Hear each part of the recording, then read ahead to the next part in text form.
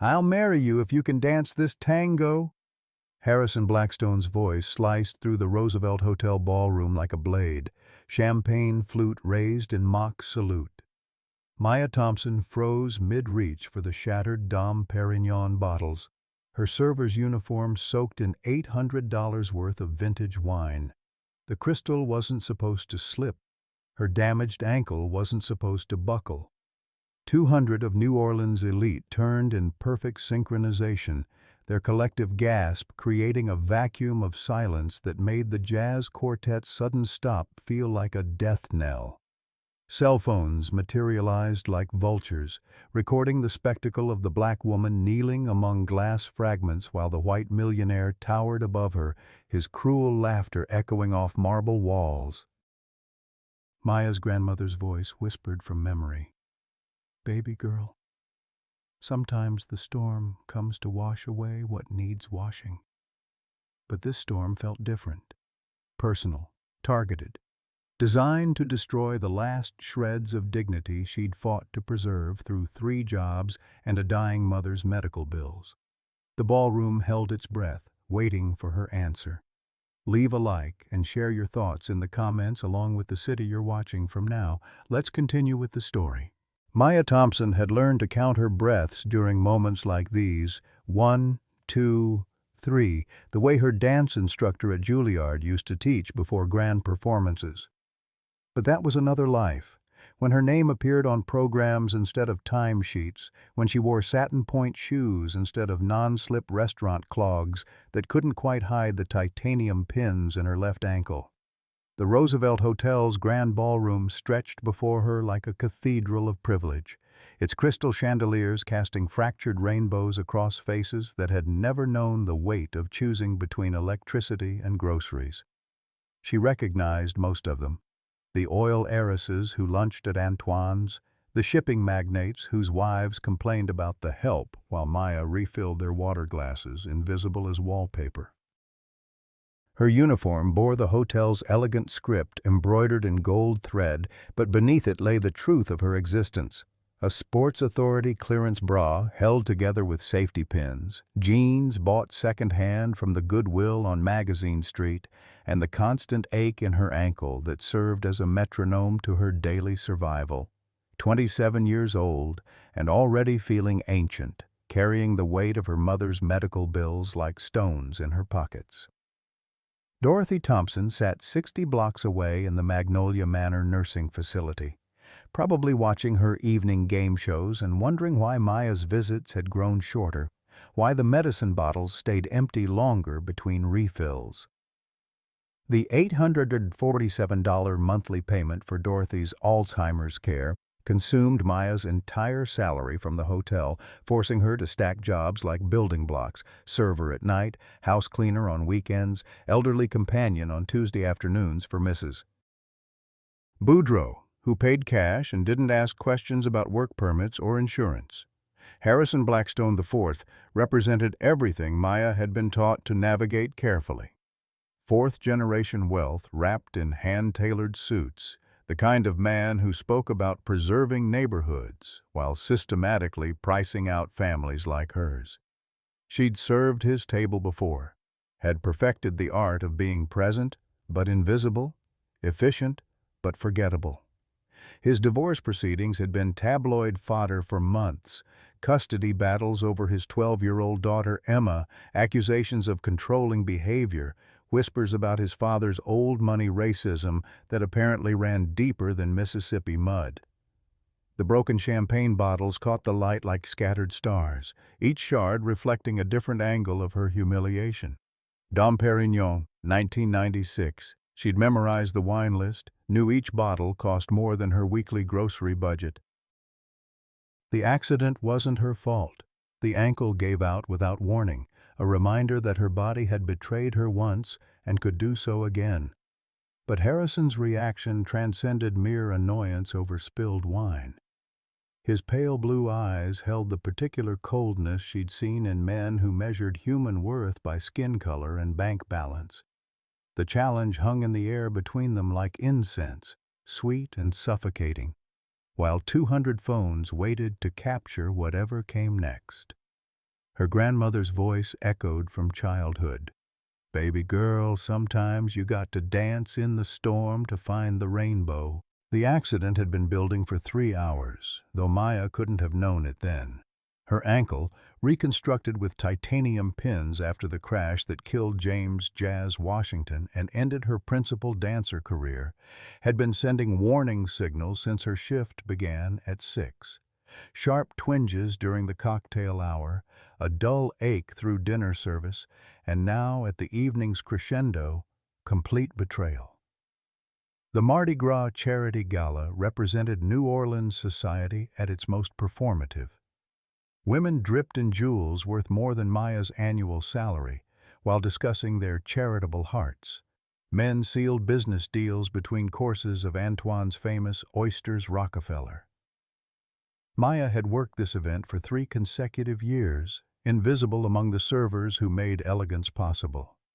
She knew which guests tipped generously, which ones grabbed inappropriately, and which ones, like Harrison Blackstone, treated the staff like animated furniture. The champagne service had been proceeding smoothly until Table 7 requested their 3rd round of Dom Perignon. Maya balanced the heavy silver tray with practiced ease, her body automatically compensating for the ankle's limitations. 6 bottles of $800 vintage wine, each representing 2 weeks of her mother's medication, gleamed amber under the crystal chandeliers. Harrison had been entertaining potential investors from Tokyo, gesturing expansively about waterfront development projects, while his guests nodded politely. His voice carried that particular authority of inherited wealth, the assumption that everyone would listen, that his opinions mattered by birthright rather than merit. Maya approached their table with the studied invisibility she'd perfected, preparing to pour without interrupting their conversation about urban renewal and property values. The ankle buckled without warning. One moment she stood steady, the next she was falling, the tray tilting at an impossible angle. Time stretched like taffy as she watched 6 bottles of Dom Perignon achieve perfect trajectories toward the white marble floor. The crash reverberated through the ballroom like gunshots, each bottle exploding in sequence, pop, pop, pop, pop, pop, pop, creating a symphony of destruction that silenced 200 conversations mid-sentence. Golden champagne spread across the floor in rivers, soaking into the hand-knotted Persian rug beneath Harrison's table.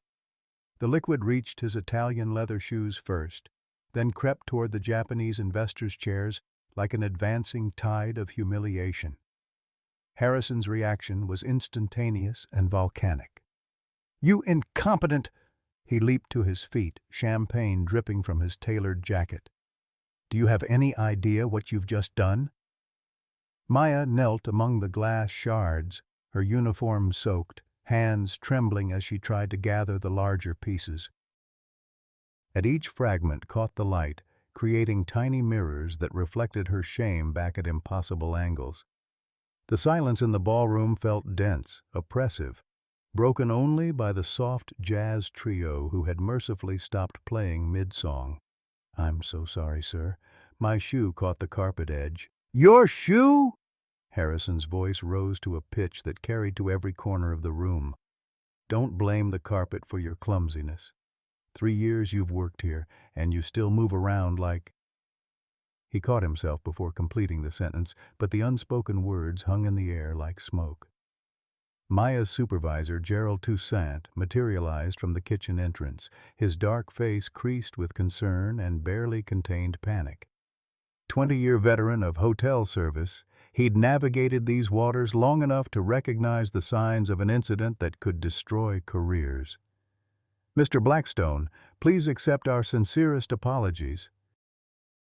We'll replace the champagne immediately, and of course, there will be no charge." "No charge?" Harrison laughed, but the sound held no humor.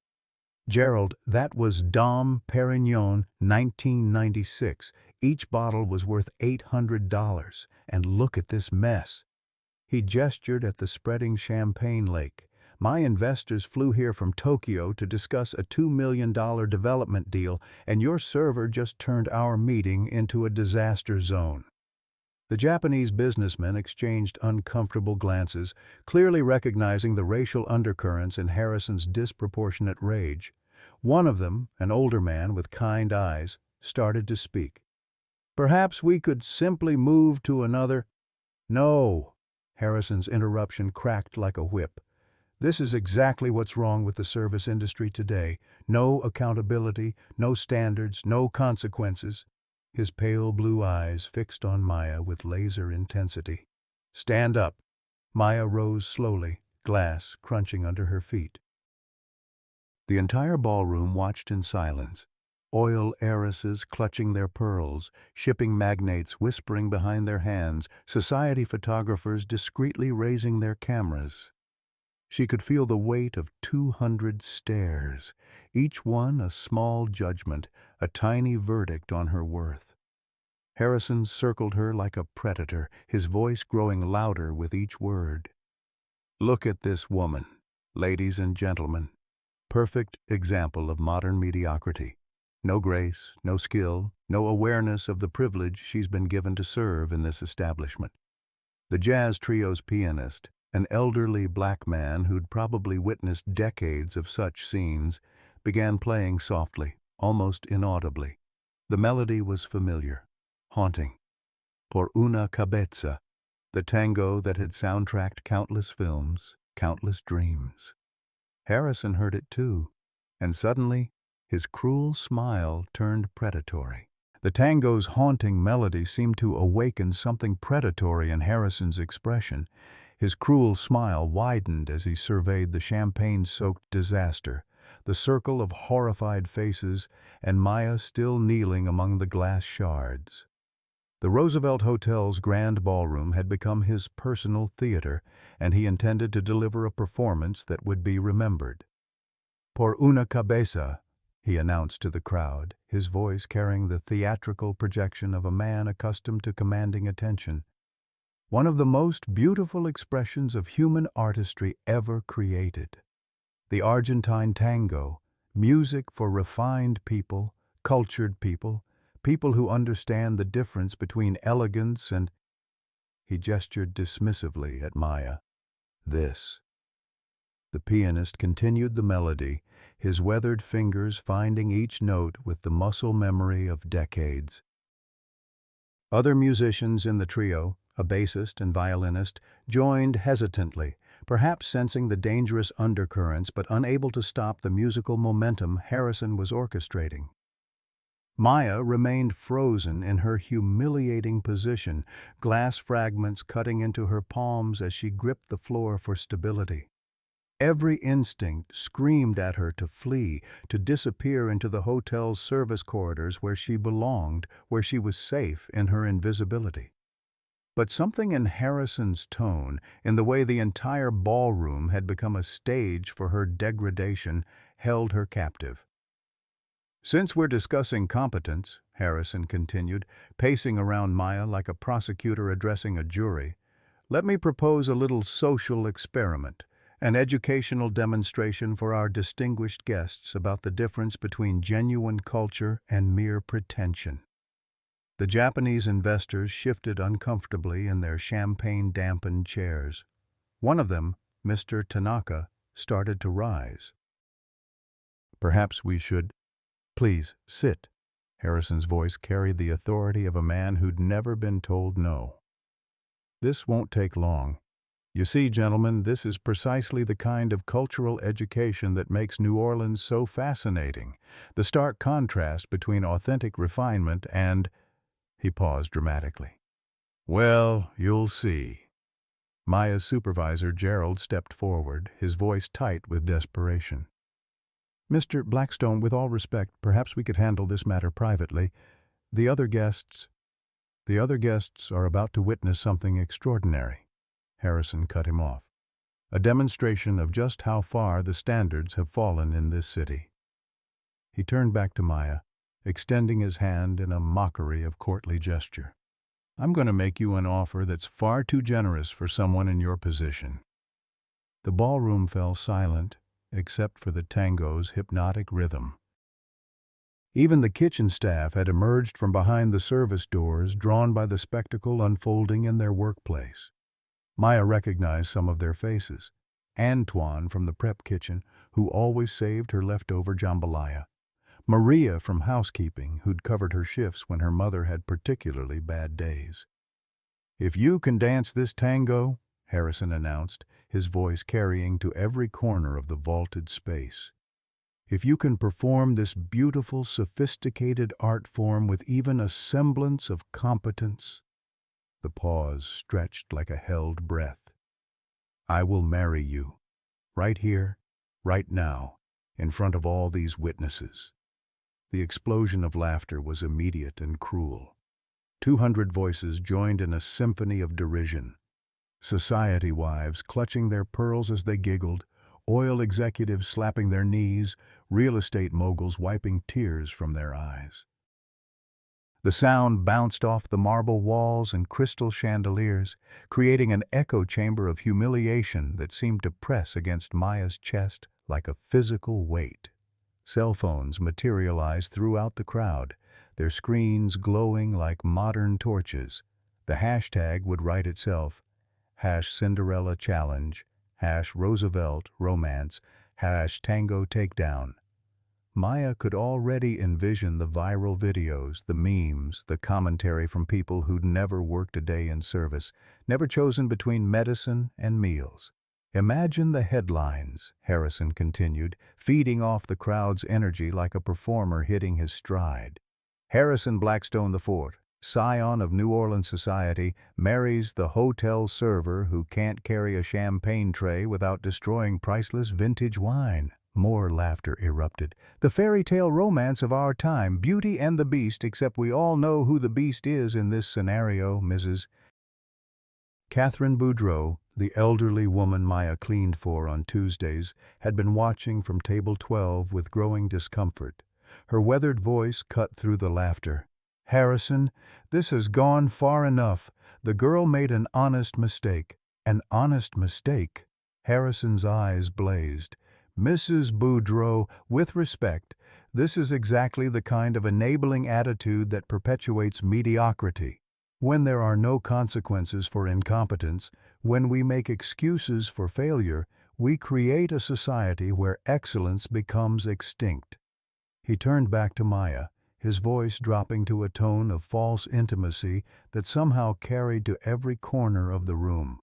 "So, what do you say, darling? Ready to prove that someone of your background can master the sophisticated art of tango? Ready to show these fine people that grace and culture aren't limited to bloodline and breeding?" The challenge hung in the air like incense, sweet and suffocating.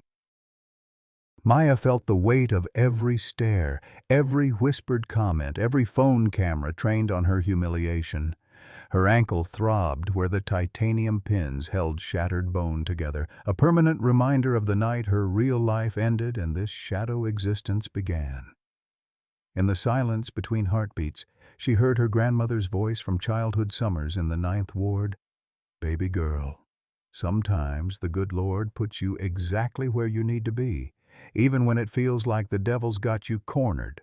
Her dance bag sat in her employee locker 3 floors below, the worn leather satchel she'd carried since Juilliard, containing the last remnants of Maya Thompson the artist, instead of Maya Thompson the invisible. Inside those battered walls lay her practice shoes, soft-soled and familiar, waiting for hands that remembered how to lace them, feet that remembered how to fly. The tango continued its seductive rhythm, each note a memory, each phrase a ghost of the woman she used to be.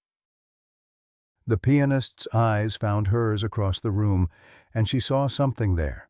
Recognition, perhaps, or simply the understanding that passes between artists who've learned to survive in a world that doesn't always value their gifts.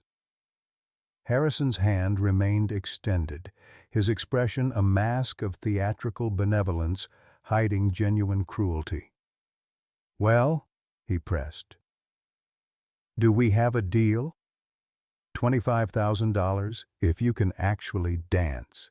Not stumble, not flail, but truly dance this tango. And if you manage to impress me, which seems highly unlikely, then, as promised, I'll make you the luckiest woman in New Orleans."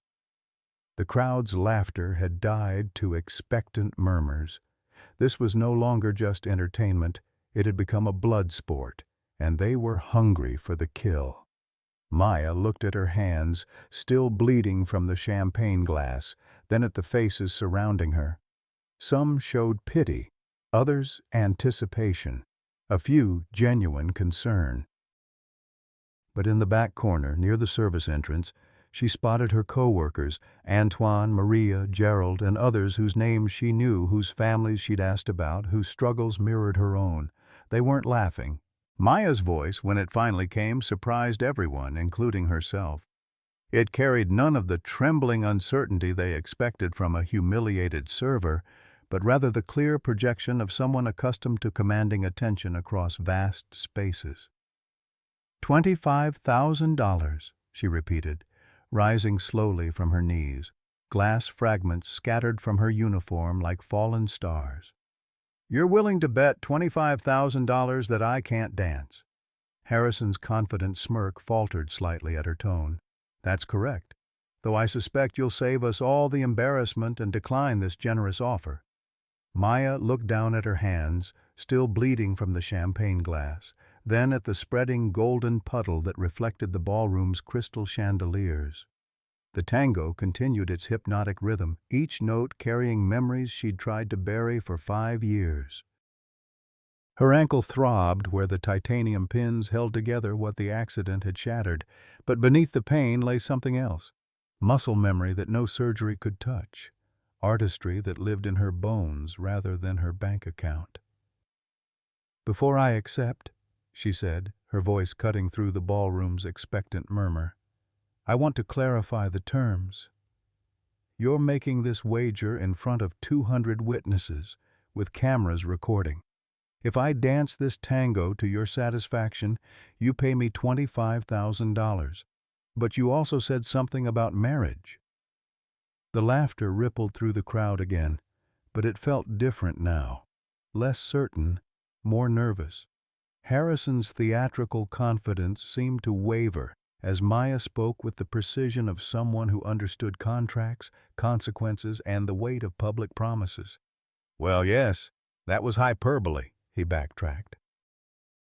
"Obviously I wasn't serious about—" "But you said it in front of all these witnesses," Maya interrupted, her voice growing stronger. "You said if I could dance this tango, you'd marry me right here, right now. Are you a man of your word, Mr. Blackstone? Or do your promises only count when they're convenient?" The ballroom fell silent, except for the tango's insistent rhythm. Harrison found himself trapped by his own theatricality, caught between his public persona and the growing realization that this woman wasn't responding according to his script. Mrs. Catherine Boudreau's voice carried from table 12. "She's got you there, Harrison. I heard you make that promise, and so did everyone else in this room." Other murmurs of agreement began rippling through the crowd. The Japanese investors exchanged glances, clearly uncomfortable with the direction the evening had taken. "Mr. Tanaka leaned toward his colleague and whispered something in Japanese that made the other man nod grimly. Harrison's face flushed red above his champagne-stained shirt. "Fine. If you can actually dance, truly dance, not just stumble around, then yes, I'll honor my word. But when you fail, which you will, I want you to apologize to every person in this room for wasting their time and disrupting their evening." "Deal," Maya said without hesitation. The speed of her acceptance sent another ripple of uncertainty through the ballroom. Gerald, her supervisor, stepped forward with desperation in his voice. "Maya, you don't have to do this. We can handle the situation through proper channels." "It's okay, Gerald," Maya said, her eyes never leaving Harrison's face. "Some situations require proper channels. Others require different approaches." She walked toward the service entrance with measured steps, her damaged ankle protesting, but holding steady. The crowd watched in fascination as she disappeared through the doors marked "Staff Only." Whispered conversations erupted across the ballroom, speculation about her background, her chances, her sanity in accepting such a humiliating challenge. Harrison used her absence to work the crowd, moving from table to table like a political candidate. "Ladies and gentlemen, I apologize for this disruption to your evening, but sometimes we must seize teachable moments when they present themselves. What you're about to witness is a perfect illustration of the difference between authentic culture and mere pretension." In the employee locker room 3 floors below, Maya stood before her battered metal locker, hands trembling as she turned the combination lock. The space smelled of industrial disinfectant and the ghost of 1,000 shifts, coffee stains on concrete floors, humidity from the laundry room next door, the accumulated exhaustion of people who worked multiple jobs to survive. Her dance bag sat on the top shelf where she'd placed it 5 years ago, the day after Jazz's funeral, when she'd accepted the reality that her performing career was over. The leather was worn soft as skin, marked with airline tags from tours she'd taken with the New Orleans Ballet Theater, competitions in Buenos Aires and New York, master classes with legends whose names still appeared on playbills around the world. Inside lay the remnants of Maya Thompson, the artist. Practice tights with careful darns, rosin for her point shoes, elastic bandages for inevitable injuries, and at the bottom, wrapped in tissue paper like sacred relics, her character shoes. Soft-soled leather that had carried her through countless tango performances, molded to her feet through years of rehearsals and performances. She changed quickly, replacing her server's uniform with black practice tights and a simple sleeveless top. The transformation went deeper than clothing. As she laced the familiar shoes, her posture shifted, shoulders finding their proper alignment, spine lengthening, arms discovering the graceful carriage that had once been as natural as breathing. The woman who returned to the ballroom bore little resemblance to the servant who'd left. Maya moved with purpose now, each step deliberate despite her ankle's limitations. The crowd's chatter died as she appeared, walking directly to the center of the dance floor where champagne still pooled on marble. Harrison's confident expression flickered as he took in her transformation. The change was subtle but unmistakable, something in her bearing, her focus, the way she carried herself through space. This wasn't the clumsy server who'd dropped his champagne. This was someone else entirely. "Interesting choice of costume," he said, trying to regain control of the narrative. "Though I suppose practice clothes might be more practical for what's likely to be a brief and embarrassing performance." Maya ignored his comment, instead addressing the pianist directly. "Could you start from the beginning, please? And take it at performance tempo. Don't slow it down for me." The elderly musician nodded, his weathered hands finding the opening chords with renewed purpose. The melody began again, but this time it seemed to fill the space differently, carrying weight and intention rather than mere background ambiance. Maya closed her eyes for 3 heartbeats, centering herself the way she'd learned in conservatory training. When she opened them, something fundamental had changed. Her stance shifted into first position, arms finding the precise placement that had once been her signature, soft but strong, graceful without affectation. The first steps were simple, walking steps that matched the tango's distinctive rhythm. But even these basic movements carried a quality that made the ballroom's collective breath catch. This wasn't someone attempting to dance. This was someone who danced, who understood the difference between steps and artistry, between movement and expression. Harrison's smug confidence began to crumble as Maya moved through the opening sequence with growing authority.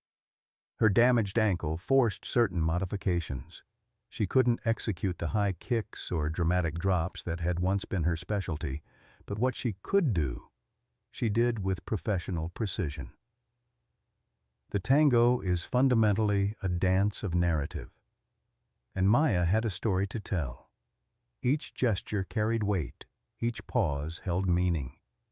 She danced her years of invisibility, her daily humiliations, her quiet dignity in the face of casual cruelty. The champagne pooled around her feet became part of the performance, creating patterns as she moved through the traditional sequences.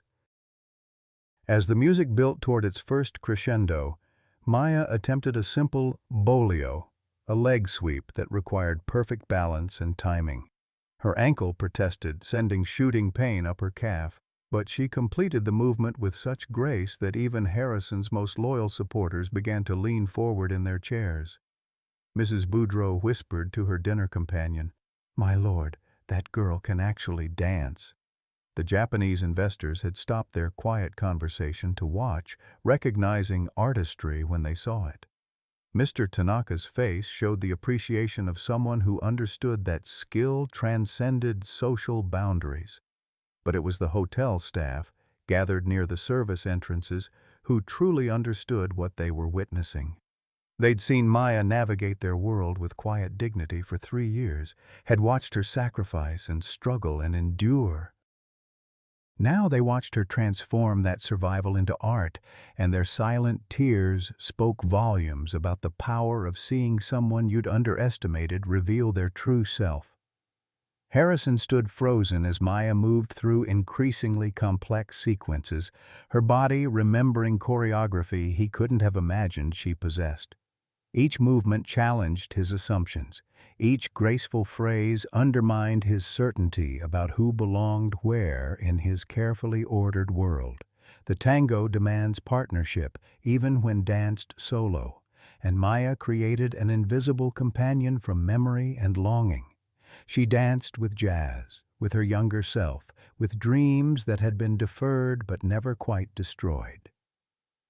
The champagne under her feet reflected the ballroom's lights like a stage effect, creating the illusion that she danced on liquid gold. As the music approached its climactic moment, Maya prepared for the movement that would either vindicate her completely or expose her limitations. The paso doble ending required a dramatic turn sequence that would test her reconstructed ankle to its limits. She could play it safe, finish with simple steps and still claim victory. Instead, she chose courage. The final turn sequence began perfectly. 3 rotations that showcased both technical skill and artistic interpretation. But on the 4th turn, her ankle betrayed her. Pain shot through her leg like lightning, and for one horrible moment, it seemed she might fall, might vindicate Harrison's cruelty after all. But Maya Thompson was a professional.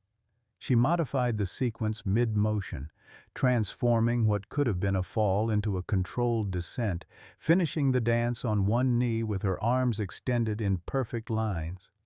The last note of Por una cabeza rang through the ballroom as she held the final position, breathing hard but triumphant. The silence stretched for eternal seconds. Then Mrs. Catherine Boudreau began to clap, slowly at first, then with increasing enthusiasm. The Japanese investors joined her, their appreciation genuine and warm. One by one, other audience members began to applaud, until the ballroom filled with the sound of recognition. Maya rose carefully, favoring her injured ankle, and faced Harrison with quiet dignity. She extended her hand, palm up. $25,000, she said simply. As agreed. Harrison's face had gone pale. His earlier confidence completely evaporated. Around him, 200 faces waited to see if a man of his supposed breeding would honor a promise made in public or reveal himself as exactly the kind of person Maya's performance had suggested he might be. The moment stretched between them like a bridge, one that could lead toward redemption or deeper into the moral wilderness where Harrison had been wandering his entire privileged life. The applause died into expectant silence as Harrison Blackstone stared at Maya's extended palm. His face had cycled through several colors, red with initial rage, white with shock during her performance, and now a sickly green as the reality of his situation crystallized. 200 pairs of eyes watched him wrestle with a moment that would define not just this evening, but potentially his entire reputation in New Orleans society. "Well?" Maya's voice carried the quiet authority of someone who had just proven herself beyond any reasonable doubt.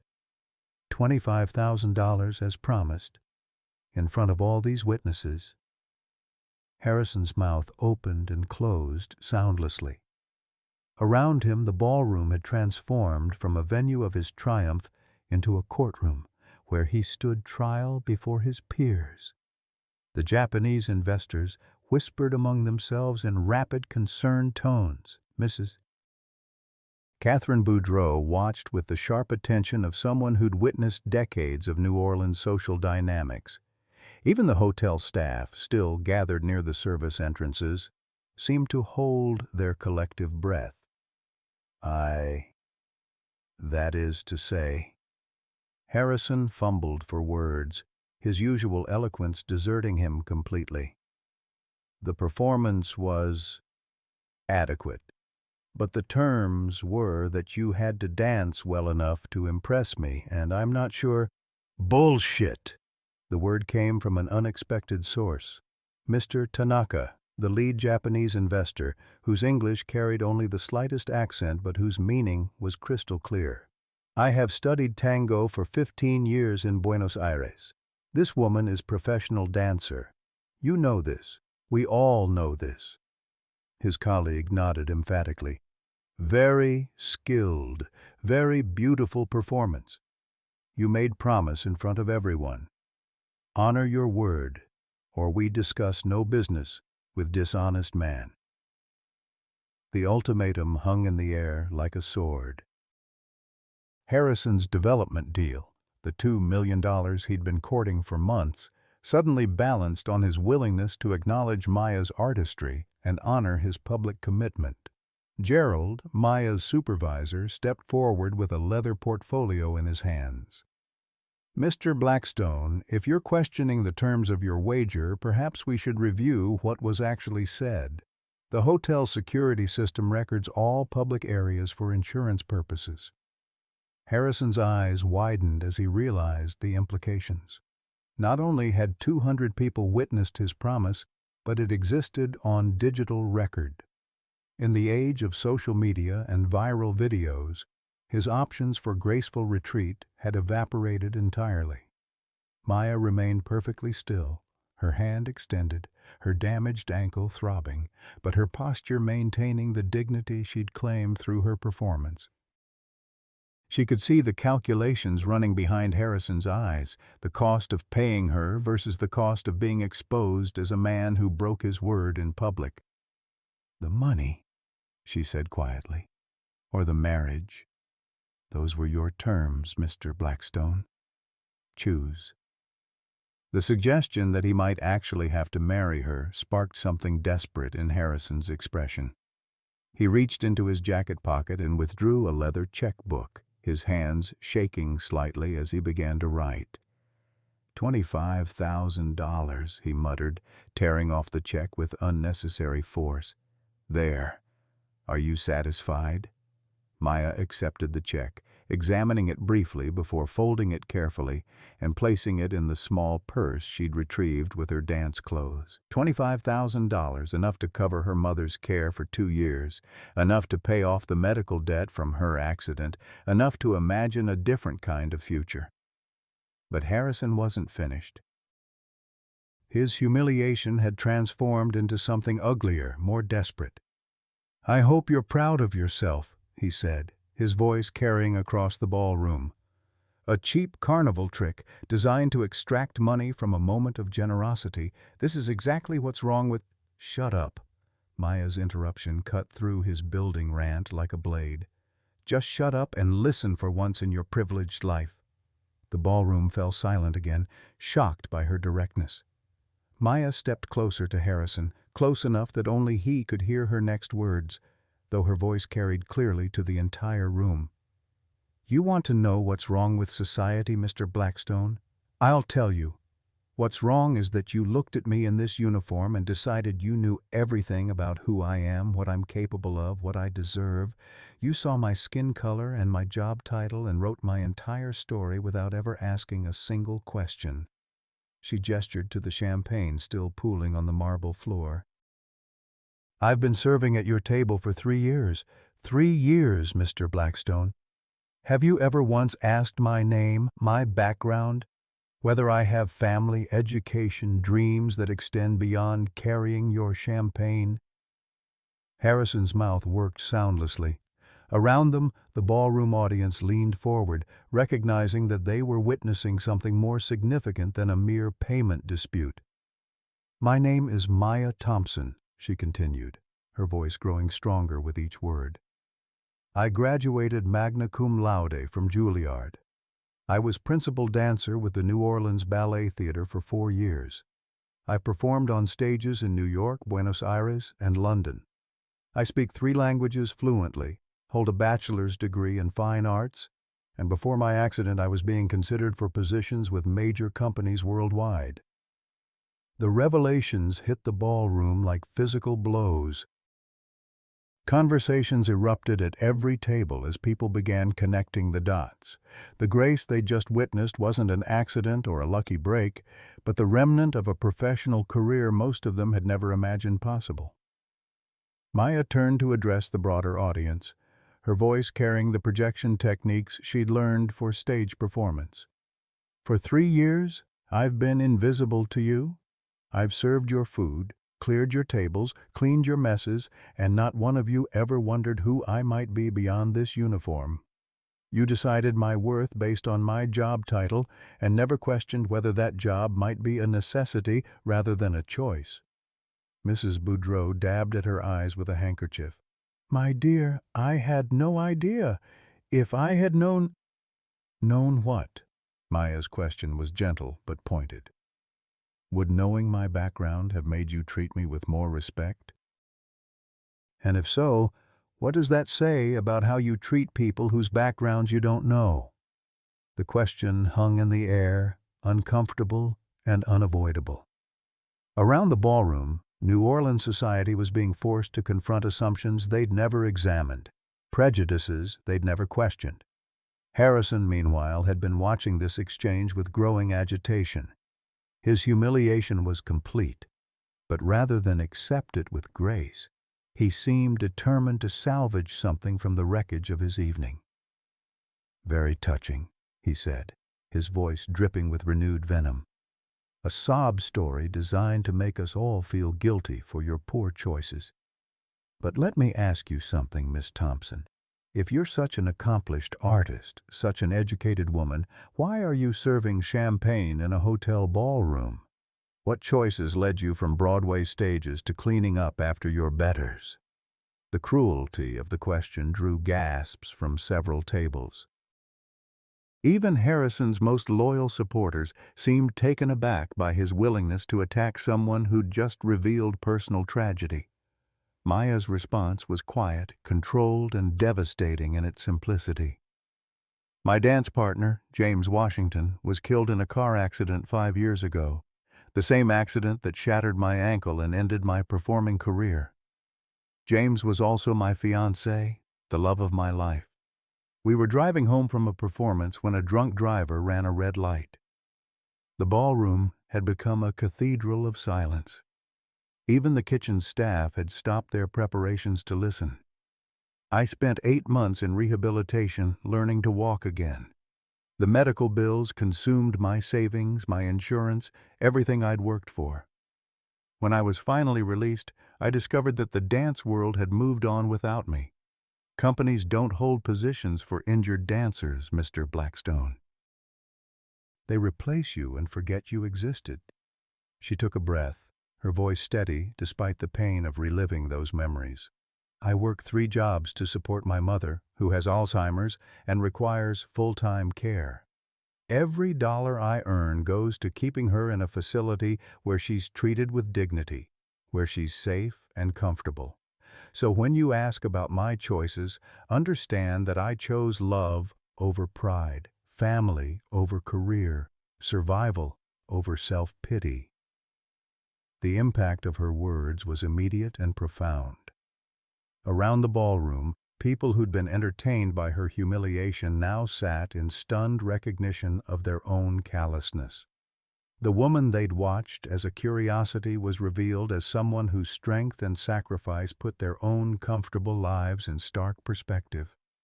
Harrison stood frozen, his cruel question hanging in the air like a toxic cloud.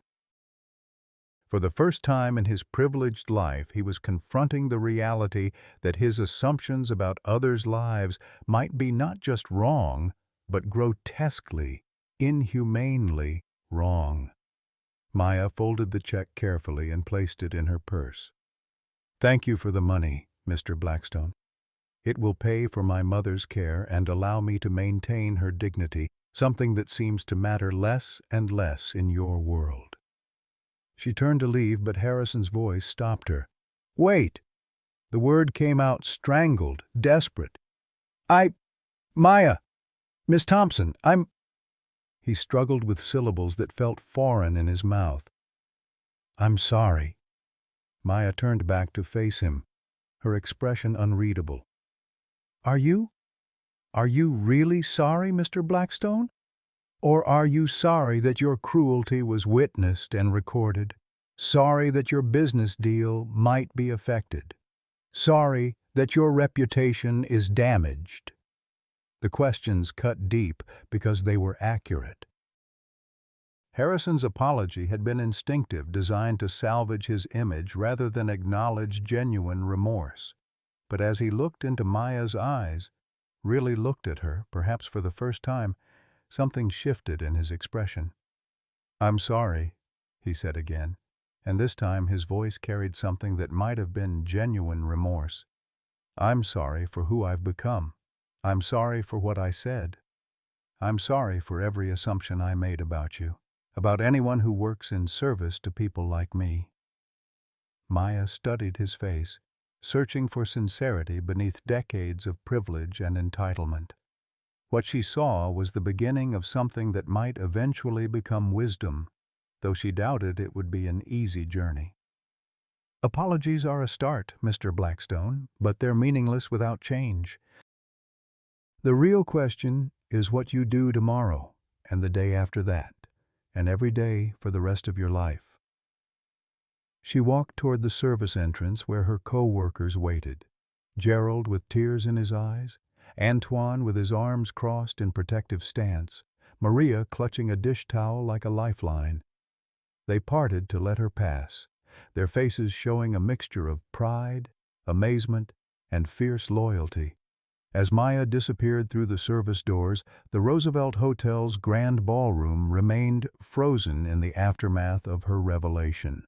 200 members of New Orleans society sat in uncomfortable silence, forced to confront the reality that their world was built on assumptions they'd never questioned, prejudices they'd never examined.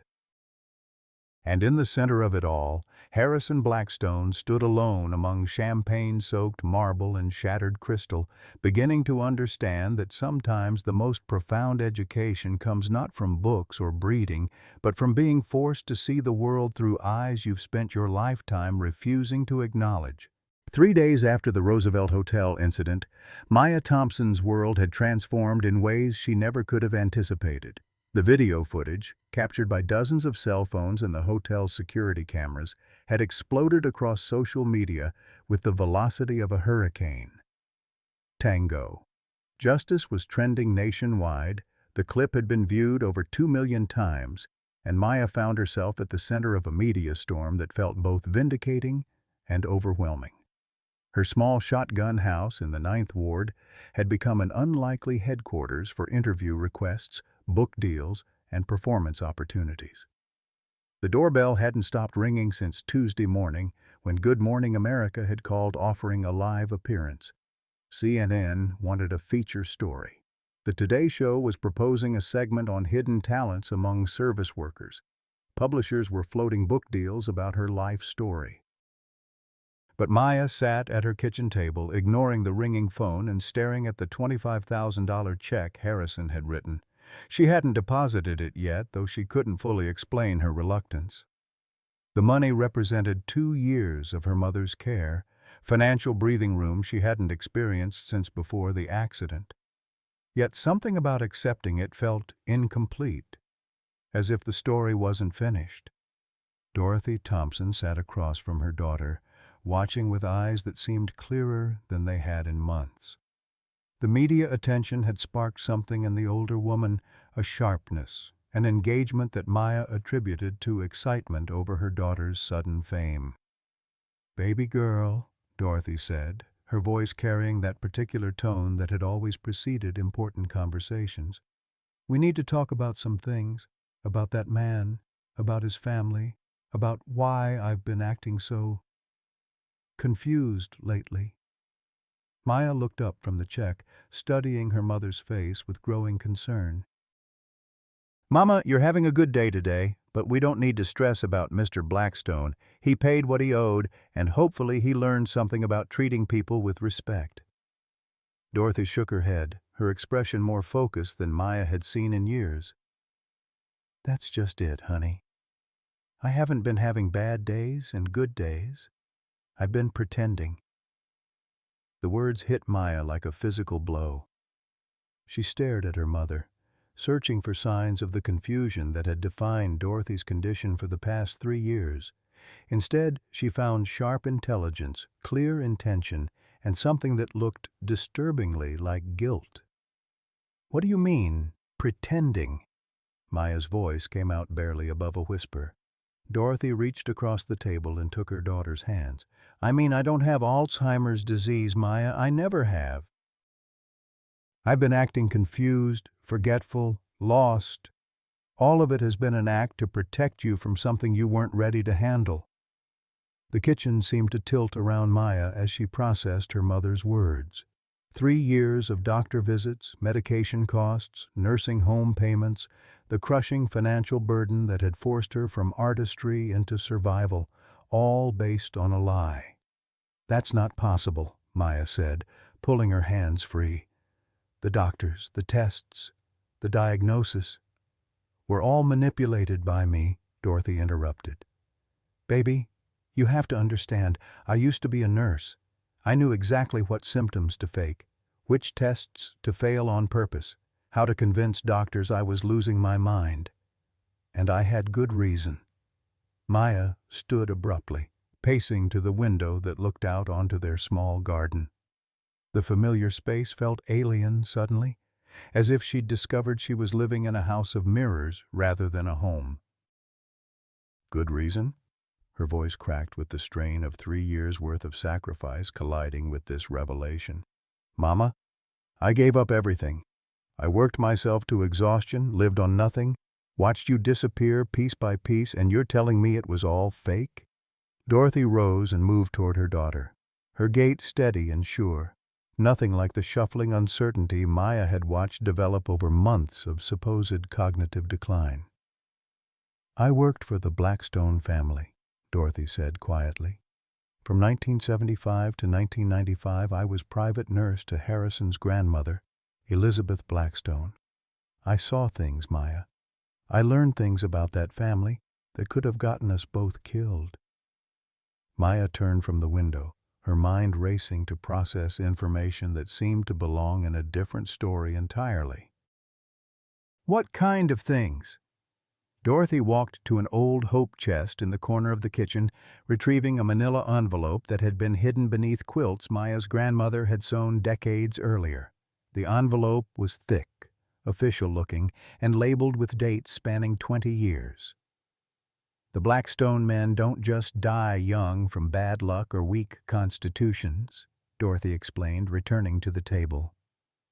"They've been systematically poisoned by their own family members for generations. Wives, mothers, siblings, all competing for inheritance money that runs into hundreds of millions." She opened the envelope, revealing photographs, medical records, death certificates, and what appeared to be copies of legal documents. "Elizabeth Blackstone confessed everything to me the night before she died. She'd killed her husband with arsenic, just like her mother-in-law had killed her husband before that. The family tree is littered with mysterious illnesses and weak hearts that were actually murder. Maya stared at the documents, her understanding of reality continuing to crumble. And you've known this for 30 years? I've known it, and I've been terrified of it, Dorothy confirmed. When Harrison's father died unexpectedly at 47, I knew the pattern was continuing. When Harrison got married and had Emma, I knew that little girl would eventually be in danger too. And when you started working at that hotel, serving his table, being around him regularly, the implication hung in the air like smoke. Maya sank back into her chair, overwhelmed by the layers of deception and danger she'd been unknowingly navigating. You thought he might try to hurt me? I thought if he ever discovered I was alive, if he ever connected me to his family's secrets, he would make sure we both disappeared, Dorothy said. So I became invisible. Confused, harmless, not worth worrying about. Just a sick old woman with a daughter struggling to make ends meet? Maya's anger built slowly, like water behind a dam. So, you let me sacrifice my entire adult life, let me work myself to death, let me believe I was losing my mother piece by piece, all to hide from something that might never have happened? Dorothy's eyes filled with tears. Baby, you don't understand how dangerous that family is. They've destroyed anyone who threatened their secrets. Your dance partner, James. Don't. Maya's voice cut like a blade. Don't you dare bring Jazz into this. He died because a drunk driver ran a red light, not because of some conspiracy theory. The drunk driver was Harrison's cousin, Marcus Blackstone, Dorothy said quietly. He'd been drinking at a Blackstone family gathering the night he hit your car. The family's lawyers got him off with probation, paid his fines, made sure the incident never made it to trial. Maya, honey, I don't think that accident was random. The words hit Maya like physical blows. She gripped the edge of the table, trying to steady herself as her understanding of the past 5 years underwent complete revision. Jazz's death, her injuries, the end of her career, all potentially connected to secrets her mother had been carrying for decades. You're telling me Jazz died because of the Blackstone family and you never said anything? Dorothy nodded, her own tears flowing freely now. I couldn't prove it, and I was terrified that if I tried, they'd finish what they started. So I made myself harmless, made us both harmless, and hoped they'd never notice we existed. Maya stood again, this time moving toward the front door. She needed air, space, distance from revelations that were rewriting her entire understanding of her life. Where are you going? Dorothy called after her. I don't know, Maya replied without turning around. I need time to think about this, to figure out what's real and what's more of your protection. I can't be in this house right now knowing that every sacrifice I made was based on lies.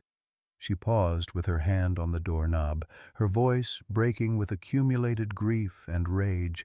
3 years, Mama. 3 years I believed I was losing you. 3 years I worked myself to death to keep you comfortable and safe. 3 years I mourned the loss of your mind while my own life disappeared. Maya, please.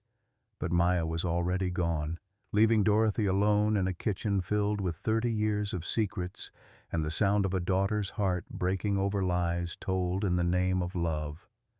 Outside, the New Orleans humidity wrapped around Maya like a suffocating blanket as she walked toward her car, her mind reeling with questions that had no easy answers. If her mother was right about the Blackstone family, then every assumption Maya had made about her life needed re-examination.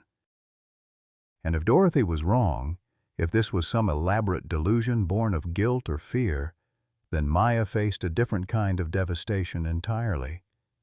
Either way, the woman she'd been 3 days ago, the invisible server content to survive on the margins, was gone forever.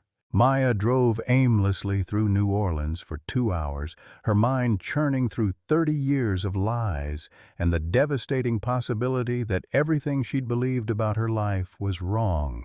The familiar streets of her childhood, Magazine Street's antique shops, the Garden District's mansions, the French Quarter's tourist bustle, felt like movie sets, artificial backdrops for a story she no longer understood. She finally pulled into the parking lot of Café du Monde, ordering coffee she didn't want, and sitting at a wrought iron table overlooking the Mississippi River. The check from Harrison Blackstone remained folded in her purse, but now it felt less like victory and more like evidence in a case she couldn't begin to comprehend. Her phone buzzed constantly. Interview requests, performance opportunities, messages from friends who'd seen the viral video. But Maya ignored them all, focusing instead on the muddy water of the Mississippi and trying to separate truth from paranoia in her mother's shocking revelations. The sound of approaching footsteps made her look up. Harrison Blackstone stood beside her table looking remarkably different from the arrogant man who'd humiliated her 3 days earlier. His expensive suit had been replaced with jeans and a simple button-down shirt. His perfectly styled hair showed the effects of running his hands through it repeatedly. Most striking, his eyes held something Maya had never seen there before: genuine uncertainty. "May I sit down?" he asked, his voice lacking its usual commanding tone. Maya gestured to the empty chair across from her, curious despite herself. "How did you find me?" "I've been driving around looking for you for the past hour," he admitted. "I went to your house first, but your mother said you'd left upset. She seemed different. Clearer than I remember." The observation sent a chill through Maya. If Harrison had noticed Dorothy's sudden lucidity, it might validate her mother's fears about the danger of detection. "What do you want, Mr. Blackstone?" Harrison ordered coffee from a passing waiter, then leaned forward with his hands clasped on the small table. "I want to apologize. Really apologize this time, not the damage control attempt I made at the hotel." Maya studied his face, searching for signs of the calculating cruelty she'd witnessed Tuesday night. Instead, she found something that looked like genuine remorse, though she'd learned recently that appearances could be devastatingly deceptive. "I've spent the last 3 days thinking about what happened," Harrison continued, "about what you said, about who you really are, about the assumptions I made. I've been forced to confront some uncomfortable truths about myself." "Such as?" Harrison ran his hands through his hair, the gesture making him look younger and more vulnerable. "Such as the fact that I've become exactly the kind of man my father was, arrogant, cruel, convinced of my own superiority based on nothing more than circumstances of birth." Maya sipped her coffee, waiting for him to continue. The Harrison Blackstone she'd known for 3 years would never have admitted weakness or uncertainty. This version seemed like a different person entirely.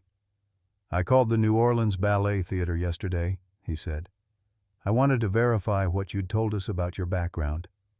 They told me about your career, about the accident, about James Washington. Maya, I had no idea about the loss you'd suffered, the talent that was stolen from you." The mention of Jazz's name made Maya's chest tighten, but she forced herself to remain composed. "And that changes what, exactly? Does knowing my resume make your behavior less reprehensible, or does it just make you feel guilty about attacking someone who turned out to be more accomplished than you assumed?" The directness of her challenge seemed to surprise Harrison. "Both, I suppose. And neither. What I mean is—" He struggled for words, clearly unaccustomed to this level of self-examination.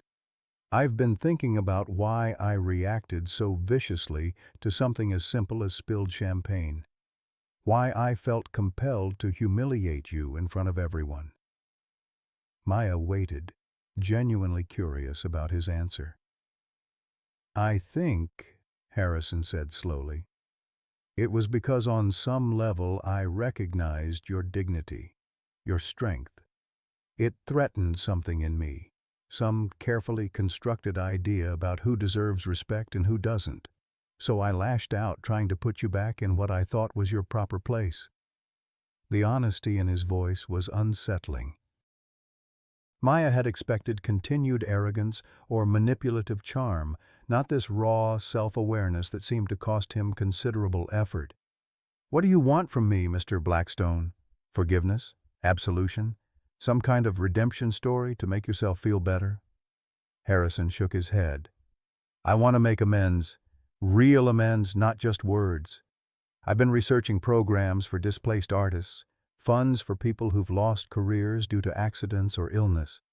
I want to establish something permanent, something that honors what happened to you and helps prevent others from falling through the cracks." Maya felt a familiar skepticism rising. Throwing money at a problem to make your guilt disappear? "No," Harrison said firmly. "Using resources I have to address a problem I helped illuminate. There's a difference." Their conversation was interrupted by Maya's phone, which had been buzzing insistently for several minutes. The caller ID showed Dr.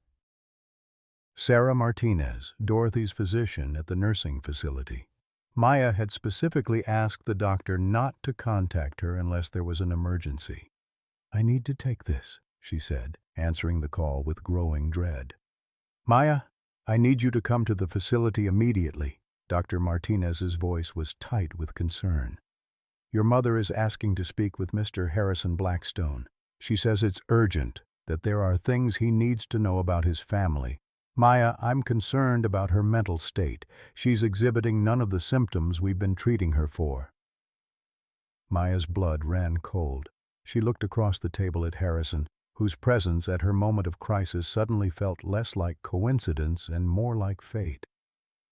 "I'll be there in 20 minutes, Maya said, ending the call. She turned to Harrison with new urgency. "I need you to come with me. My mother wants to speak with you about your family." Harrison's expression shifted to confusion. "Your mother?" "Maya, I've never met your mother. Why would she want to discuss my family?" Maya stood, gathering her purse and keys. "Because she used to work for your grandmother. Because she knows things about the Blackstone family that might explain why your male relatives keep dying young. And because she's been pretending to have Alzheimer's for 3 years to protect us both from whatever those secrets might cost." The color drained from Harrison's face as Maya's words sank in. "What are you talking about?" "I'm talking about the possibility that your family has been murdering each other for inheritance money for generations," Maya said bluntly. "I'm talking about the chance that Jazz's death wasn't an accident. I'm talking about secrets that might have put both our lives in danger." Harrison stared at her in shock. That's impossible. My father died of heart failure. My grandfather had a stroke. These things happen in families. Your cousin Marcus was the drunk driver who killed my fiancée," Maya interrupted.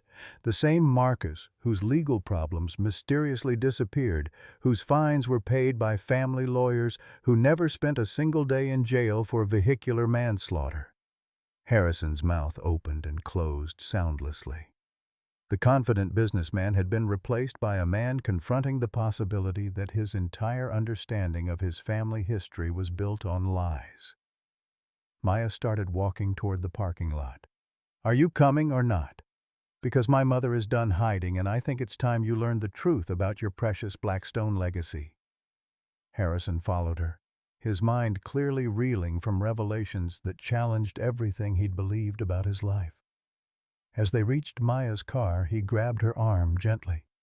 "Maya, if what you're suggesting is true, if my family really has been, if they've hurt people..." His voice broke slightly. "I have a 12-year-old daughter, Emma. If there's danger, then we need to know exactly what we're dealing with," Maya finished. "And the only person who can tell us is my mother, who spent the last 30 years keeping these secrets to protect people she's never even met." As they drove toward the nursing facility, Maya's phone continued buzzing with media requests and performance opportunities. But the woman who'd danced her way to viral fame 3 days earlier felt like a different person now, someone from a simpler time when the worst thing she faced was public humiliation and financial hardship.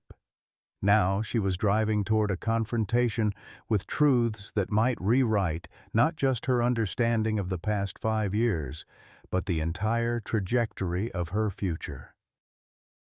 Beside her, Harrison Blackstone sat in stunned silence, possibly contemplating the notion that his family's wealth had been built not just on real estate and inheritance, but on a foundation of murder that stretched back generations. The irony wasn't lost on Maya that the man who'd tried to destroy her dignity might now be her only ally in uncovering a conspiracy that had already cost her the love of her life. As they pulled into the nursing facility parking lot, she wondered if this revelation would bring them justice or simply paint larger targets on their backs. Dorothy Thompson was waiting for them in the facility's consultation room, no longer the confused, fragile woman Maya had been visiting for 3 years.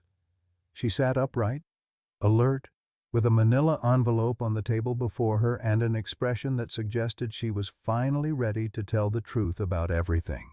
"Mr.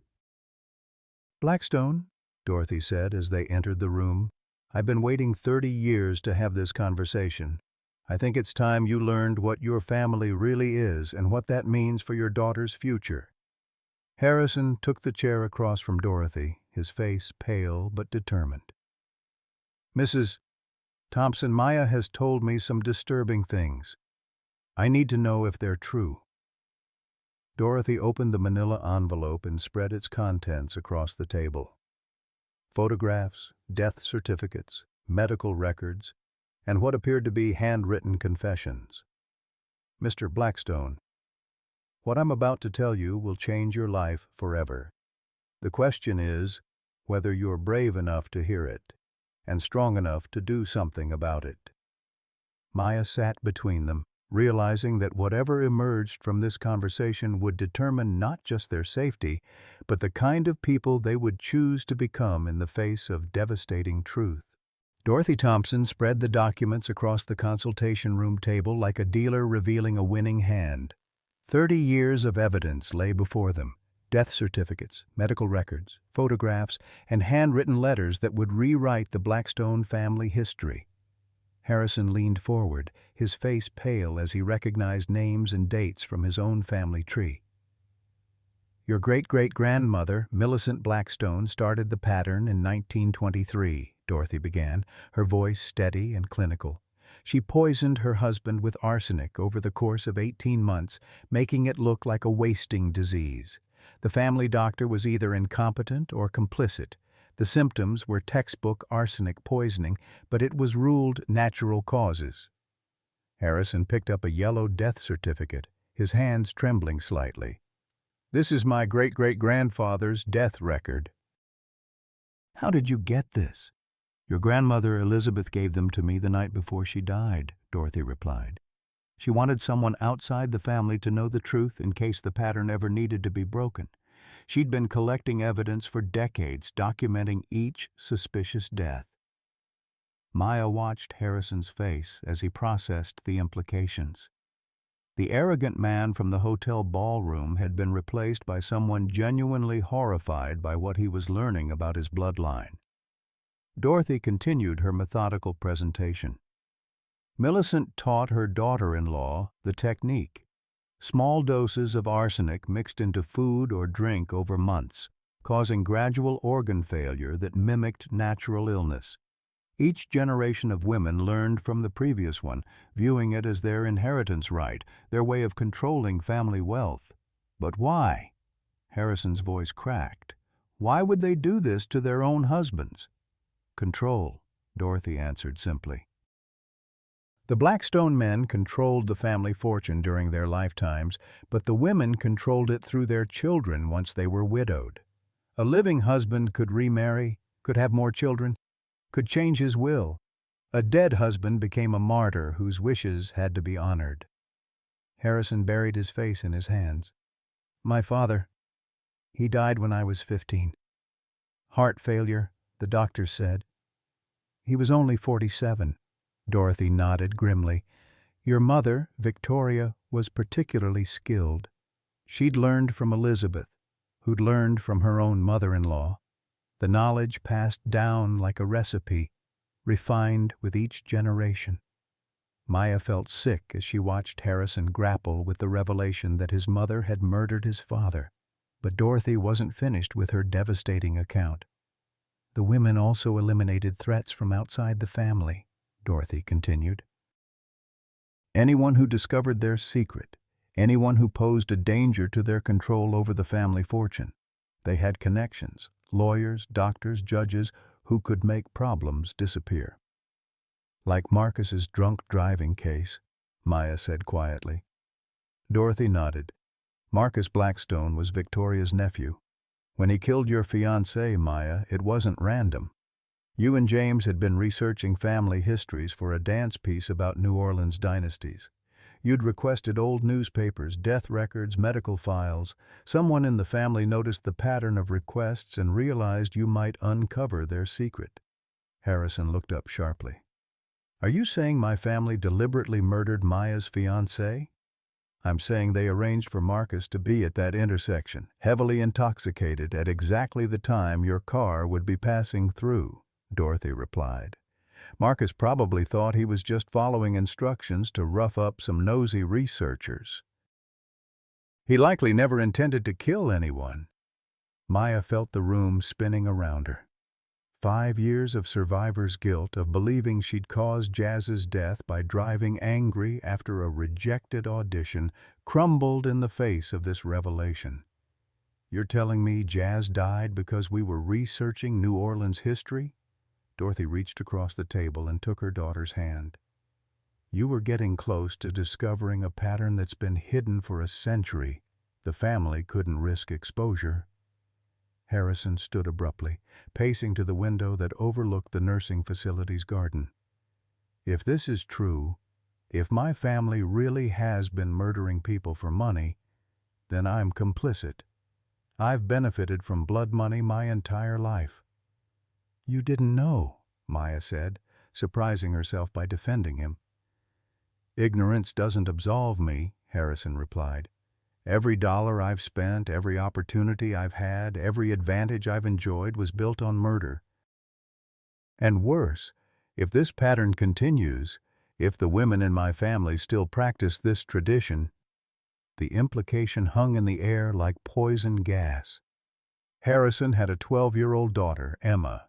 His ex-wife had custody most of the time, but she was also from an old New Orleans family, someone who might have her own connections to the web of secrets that had protected the Blackstones for generations.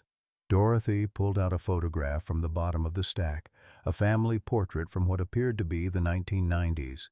Your grandmother showed me this the night she died. She was trying to warn me about something, but she was too weak to explain clearly. Look at the faces, Mr. Blackstone. Really look at them. Harrison returned to the table, studying the photograph with growing alarm. This is a family reunion from 1994. I remember it.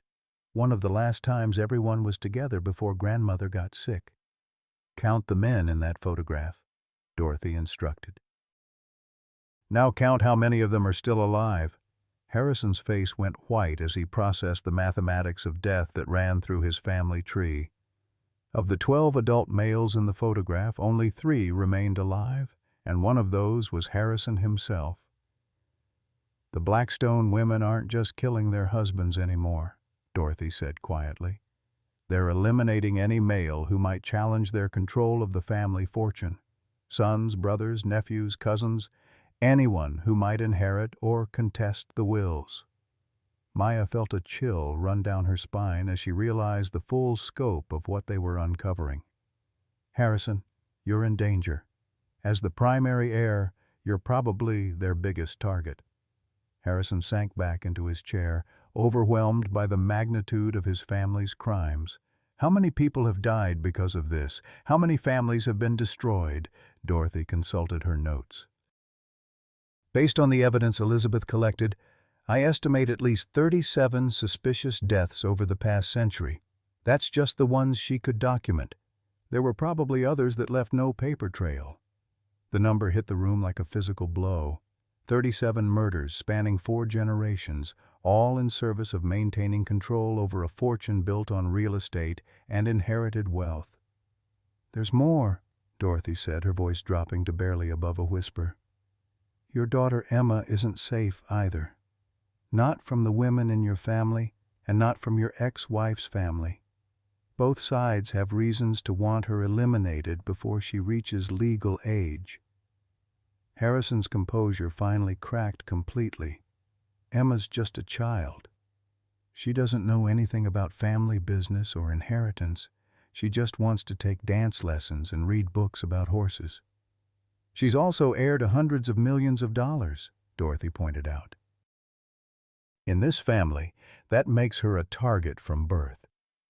Maya watched Harrison struggle with the realization that his daughter's life was in danger and made a decision that surprised even her. "We have to stop them. Whatever it takes, we have to expose this pattern and protect Emma."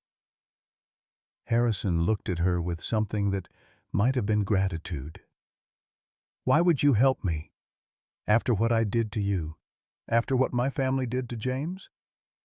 Maya considered the question, searching her own motivations. "Because Emma doesn't deserve to pay for her family's crimes. Because Jazz would have wanted me to protect innocent people. And because sometimes the only way to honor the dead is to save the living." Dorothy smiled for the first time since beginning her revelations. "That's exactly what your grandmother would have said, baby girl." Harrison stood again, his expression hardening into something Maya had never seen before. Determination backed by genuine moral courage rather than entitled arrogance. "What do we need to do? How do we expose them without getting ourselves killed in the process?" Dorothy gathered the documents back into their manila envelope. "We need to get Emma to safety first. Then we need to contact law enforcement, but carefully. Some of the people protecting your family might be in positions of authority." "FBI," Maya suggested. "Federal agents outside the local network of corruption." "And we need more evidence," Harrison added. "Recent evidence, DNA samples, financial records, communication between the family members. Everything in these documents is historical. We need proof of ongoing conspiracy." Dorothy nodded approvingly. "You're thinking like someone who wants to survive this, Mr. Blackstone. That's good. Because the moment your family realizes we know their secret, we become targets too." As if summoned by her words, Maya's phone began ringing. The caller ID showed Harrison's mother, Victoria Blackstone, a woman Maya had never met, who had no reason to call her, and who, according to the documents spread across the table, was a methodical murderer with decades of experience. Harrison stared at the ringing phone with growing horror. "She knows," he whispered. "Somehow she already knows." Maya let the call go to voicemail, but they all understood that their window of safety had just closed. The Blackstone family had survived for a century by eliminating threats quickly and efficiently. Now Maya, Dorothy, and Harrison had become the greatest threat they'd ever faced. Outside the nursing facility's windows, New Orleans continued its daily rhythm, unaware that 3 people in a small consultation room were racing against time to prevent more murders and protect a 12-year-old girl whose only crime was being born into a family that killed for money. The voicemail notification chimed softly, carrying what might be their death sentence. The voicemail from Victoria Blackstone played on speakerphone in the consultation room, her cultured Southern accent carrying an edge that made all 3 listeners instinctively lean away from the device. "Maya, darling, this is Victoria Blackstone, Harrison's mother. I understand you and my son have become quite acquainted recently. I'd love to meet you for coffee tomorrow morning at Café Beignet on Royal Street, say 10 o'clock. There are some family matters we should discuss, particularly regarding your mother's health and your newfound celebrity status. I do hope you'll join me. It would be such a shame if this wonderful opportunity for understanding was missed." The message ended, leaving a silence heavy with implied threat. Dorothy was the first to speak, her voice tight with fear she'd successfully hidden for 30 years. "She knows everything," Dorothy whispered. "The way she mentioned my health, the emphasis on understanding. Victoria's telling us she's aware of what we've discovered." Harrison ran his hands through his hair, a gesture Maya was beginning to recognize as his response to overwhelming stress. "How is that possible? We've been careful. The only people who know are sitting in this room." "Your family has survived for a century by staying ahead of threats," Dorothy replied. "They have connections everywhere, hospitals, law enforcement, even federal agencies. Someone's been watching, listening, preparing." Maya felt a chill as she realized the implications. The media attention from the viral video, all those interview requests, the sudden fame, it put us on their radar. They probably started investigating the moment my story went public. "Which means Emma's in immediate danger," Harrison said, pulling out his phone. "I need to call her, get her somewhere safe." "No," Dorothy said sharply. "Don't call her directly. If they're monitoring communications, that will only confirm their suspicions and possibly put her in more immediate danger." Harrison froze with his phone halfway to his ear. "Then what do I do? My daughter could be in mortal danger right now." Maya stood and began pacing, her mind racing through possibilities. "We need a plan that protects Emma while gathering evidence of the ongoing conspiracy. And we need it fast, because every hour we wait gives them more time to eliminate threats." Dorothy opened her manila envelope again, pulling out a business card yellowed with age. "Agent Sarah Chen, FBI Financial Crimes Division." She was a rookie when Elizabeth first contacted the FBI about the family's suspicious deaths. Elizabeth never followed through because she got scared, but Agent Chen might remember the case. "That was 30 years ago," Harrison pointed out. "She's probably retired or dead." "Or promoted," Maya said, taking the card. "Financial crimes investigators who survive 3 decades in the FBI usually end up running departments." Maya called FBI information, navigating through automated systems until she reached a human operator. After several transfers and increasingly urgent explanations, she found herself speaking with Agent Sarah Chen, now Assistant Director Chen, who remembered Elizabeth Blackstone's aborted report from 1993. "Mrs. Thompson mentioned you might call someday," Assistant Director Chen said, her voice carrying the authority of decades in federal law enforcement. "She said her daughter would know when the time was right to expose the Blackstone conspiracy." "I've been waiting 30 years for this conversation." The admission that a high-ranking FBI official had been anticipating their call sent waves of relief through the consultation room. They weren't alone, and they weren't facing the Blackstone family's resources without federal support. "We need immediate protection for Harrison's daughter Emma," Maya explained. "She's 12 years old and in imminent danger from her own family members." "Already in motion," Assistant Director Chen replied. "We've had surveillance on the Blackstone family for years, waiting for enough evidence to act. Your viral video provided the catalyst we needed. It forced them to accelerate their timeline, which made them sloppy." Harrison leaned toward the phone. "What do you mean, accelerate their timeline?" "We intercepted communication suggesting Emma was scheduled to have an accident this weekend during a family gathering," Assistant Director Chen explained. "Something about her asking too many questions about family history for a school project. The women decided she was becoming a liability."